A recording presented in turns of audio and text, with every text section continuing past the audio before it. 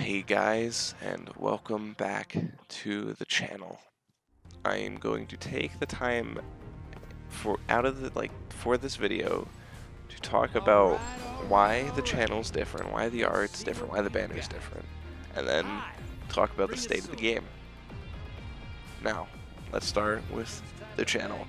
I changed the banner and the art and the name primarily because I've realized that I might be showing these videos to professional-esque people, to people who wouldn't want to click on a YouTube video to see it and see the name Gaming Gone Kinky and see a picture of Kirby with an ass, I don't think a professor or someone with a professional background wants to click on that and be like, oh, this guy's making videos on what kind of channel? He does games. Why is his name that?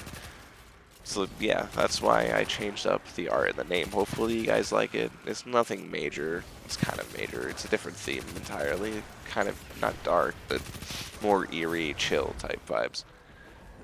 But just to let you know, that's the reason why that happened. Anyway, let's move on to what's going on with me. It's going to be brief because this really isn't important. Videos, like I said, in the Destiny oh shit moments thing, they're probably going to be sparse. Still, I'm in the middle to end of my semester at college, and things are a little crazy right now. We got a bunch of projects for my media production class, and my teacher for that class is kind of a hard ass. But that's besides the point. It's just project after project, but the benefit of all those projects is that I'm learning all these editing techniques to create content. I never went into the new media program at my school with the idea to make YouTube videos or be a content creator. I'm just doing this on this, like, as fun to see what's going on, because I always wanted to do this type of thing. I always wanted to make YouTube videos, but I never really had the means to do it, or the means to do it.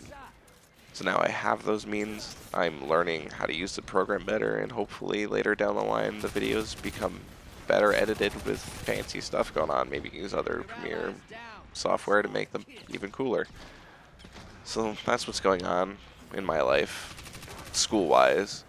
So let's move on, finally, to what I really want to talk about, is the state of Destiny 2 right now. And this is going to be aimed to people who don't really play the game, or to people who are playing now as new light players. I just want to say this first and foremost. Destiny 2 right now is worth it. Shadowkeep and Forsaken are worth it. It's worth your time, it's worth your effort, and it's definitely worth your money. I don't know how much the two expansions combined would be, but you get a lot for what you're paying. Before Forsaken came out, sorry, Destiny 2 was very bad. Now, when I say that, I mean I still enjoy the game. A lot of people still enjoyed the game for what it was. But when Osiris came out, we were right off the heels of the campaign, and the Destiny launch was great. There was a bunch of content, exotic quests, all that good stuff. The problems weren't showing themselves. Then Osiris came out, and it was bad. You had like it was dark below bad. You had like 4 missions, and then the rest of it was just a grind fest if you wanted the weapons. And they have adventures too, they're little side quest things, but other than that it was short. Then Warmind came out, never really fixed any of the problems. They hyped up a big boss fight with a super important villain. You fight in Warmind a god. You fight a literal hive god, and they put it in a small expansion. That could have been its own Destiny game if they really wanted to, with that type of enemy. But after Warmind and after the shit that got thrown at it, because still it was not really an improvement, it was just more content that people paid for. Forsaken came out, and that's when everything changed. Of course, that's when all the game overhauls happened. That's when everything just felt better. It was just more pleasurable to play the game when Forsaken came out. You felt like you were actually investing yourself into something that was worth it. And that brings us to now Shadowkeep. Shadowkeep and New Light and going free to play has been amazing. Ever since let me say this too. This is the first expansion that Bungie is releasing that does not have Activision's hands in it. They're self-publishing now, meaning that they don't have someone who's publishing their game and putting it out there for them. This is all them. They're doing all of this by themselves. It's on Steam because of them, not Activision. So, with this being their first expansion without Activision, I can say, and so can a lot of other Destiny players, they can say this as well, they have made the right move. Shadowkeep is all fan service. You get the return of a Destiny popular character, nearly as popular as Cayde, I would like to say. Eris Morn, she comes with more of her story of her fire team. And you get the biggest plot reveal in the entire Destiny franchise, which is, I'm not even going to say it because, you know, spoilers, I don't know if there's anyone watching with who's on New Light and they're thinking about buying it. But if you play Destiny and you didn't, and you skipped out on Destiny 2 because it was shitty, now is the time to pick it up. Shadowkeep is definitely aimed at those people. Without Activision in the picture, Bungie is trying to turn the gears towards a game that is centered for the fans, for us, the people who play it. It's going to be a living, breathing MMORPG that everyone always wanted. You can see that now in the world, in the tower. Ikora is building a portal to stop the Vex from invading, and it keeps adding more. There's more of the portal being built every weekly reset, which is Tuesday. And those slight changes that they made since they left Activision has only benefited the game for better. Now, the one thing that I will talk about, which is a downside, I don't know how people feel about this, but I'll just tell you how I feel.